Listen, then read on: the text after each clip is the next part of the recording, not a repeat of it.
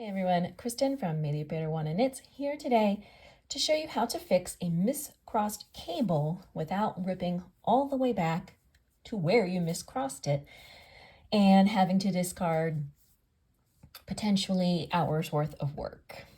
Instead of doing that, what we're gonna do is drop down to where we made the mistake, fix the direction of the cable, and then ladder back up.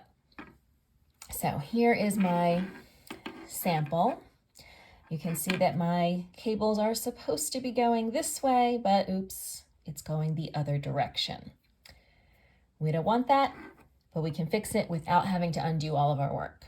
So to do this, I suggest that you have, this in particular is a stitch holder, but a spare double point needle also works just fine.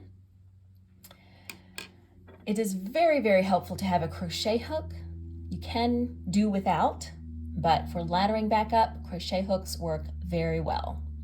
I am not a crocheter, but I do have a few double-ended crochet hooks like this entirely for this reason. So step one is to work to the cable. It is helpful to know how many rows back you have made this mistake, but it is not essential. You don't have to. It just can make it a little bit easier to make sure you don't pull out too much work. So we are going to work over to our cable.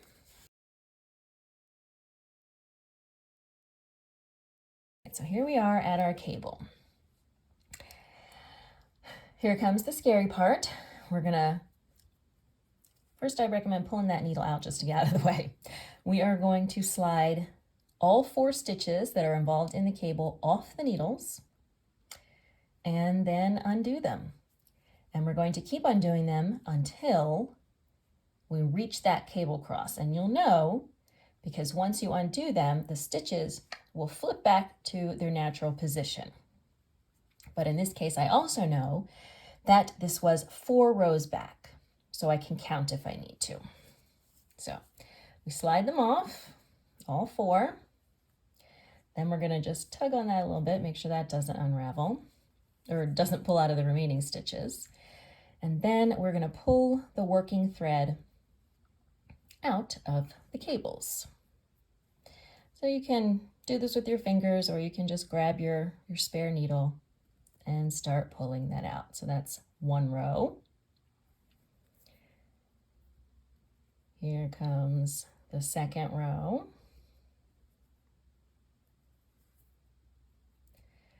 The 3rd row, where are you? And then this next one should be the last one, the 4th row. And you can see it is because my stitches have flipped back to their regular positions. So now we're just going to grab, I like to do this first, just take all 4 stitches and put them on your spare needle, just so you're not worried about them unraveling further. You can pull on them a little bit to make sure they are nice and stable. They're full-size stitches, none of them are kind of disappearing back into the fabric. And now you've got them in the straight order. And what we want to do is flip them. We did have our 2 left crossing over our 2 right. That was incorrect, so we're going to flip them the other way. This is pretty easy to do. Hold on sort of underneath your stitches so they don't unravel anywhere. Pull out the needle that is holding them. I want these 2 to come over this way. So I'm just going to kind of finagle them and then just use my fingers to put them in the right order. You may or may not find it helpful to use your spare needle to do that, but once you have done it, then you want to put them on your spare needle in the correct order, or the corrected order. All right, so now we can see that our stitches are crossing the correct way. The 2 right stitches going over the 2 left stitches. So now we just have to ladder back up. Here are all of our threads, and you want to make sure you get these in the right order, but you can pretty easily see the order that they go in. All right, so obviously this one is the first one we're going to use. Now, people like to do this different ways. Some people will go ahead, take these stitches, slip them to the left needle in the corrected order. Oops. There we go. Then they'll actually take that thread. Again, you want to make sure it's the one at the bottom. So you can see here, take that. And we'll then go back with the working needle. Let's get a lot of strands here. And knit. So they'll go like this, take that bottom thread, wrap that around, and keep doing it for all four. Shh.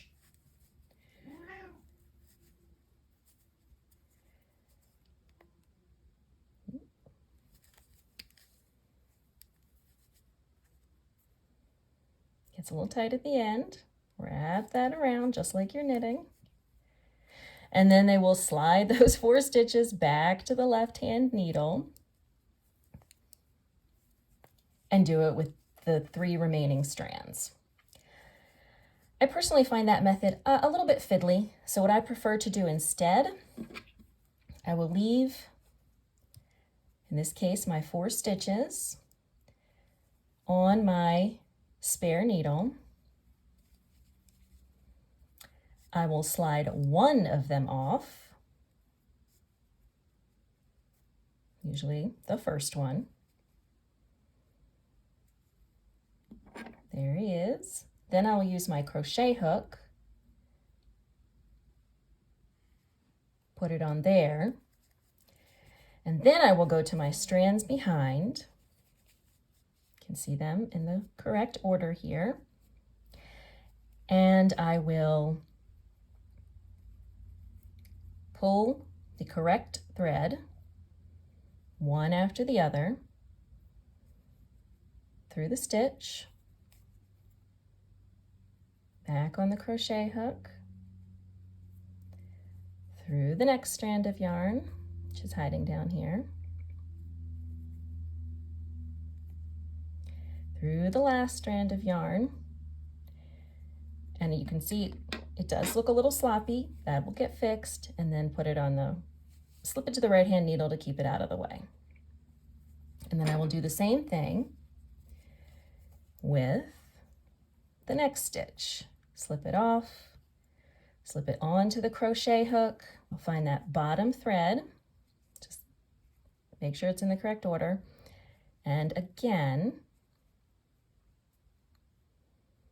pull each thread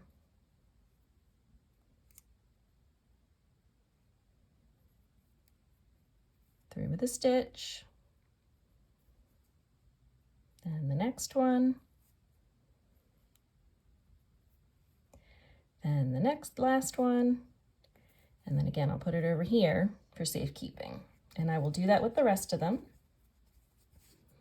And as you complete that with each of these stitches, the other ones that you've already worked will tighten up, so it won't be looking as loose.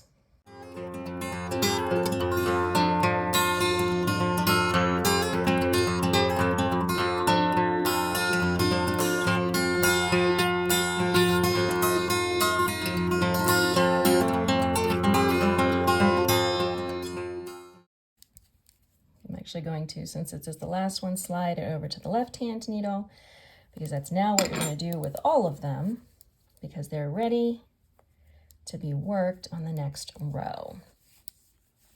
So you can see they do look a little loose, and that's another reason for using the crochet hook. You can take it in here and tighten these stitches up.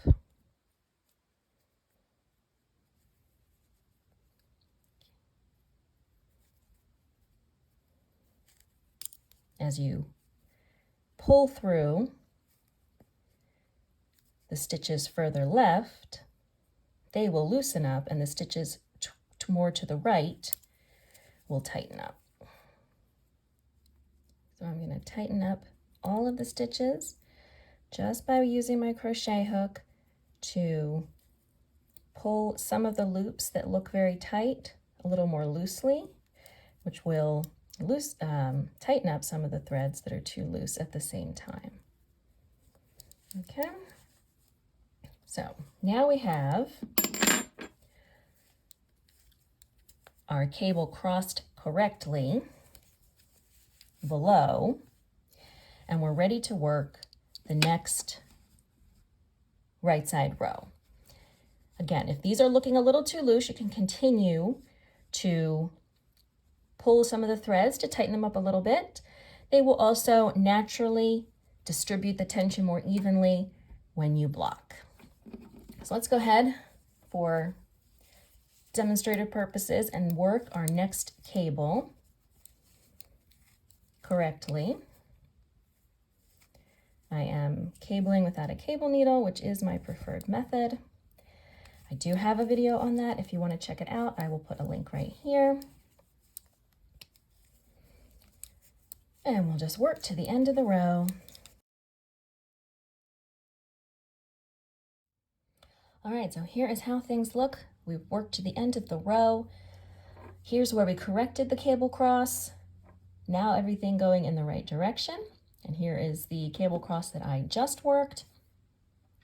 You can see once everything is back in order and you can start knitting back in pattern, things start to look much neater. The loose stitches and the tight stitches start to even themselves out a little bit.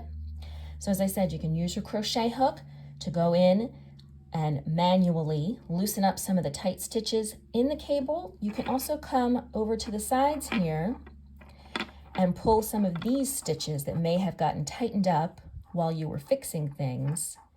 You can pull these as well to loosen them up. To tighten them, to loosen them up so that the stitches in the cable itself will then get tightened up. And this is actually something you can do in any of your cable projects, even if you're not fixing things. If things look a little wonky, it is helpful to have a crochet hook to help even out your tension, which is notoriously hard to maintain when working cables. All right, I hope you found this tutorial useful and will be able to use it on your future cabling projects and not have to waste time ripping out rows and rows of work. Rather, you just drop down, fix that cross, and ladder back up. I hope you'll check out some of the other free and useful tutorials here on the Maybe a Pair Wanna Knits YouTube channel, and I will see you next time.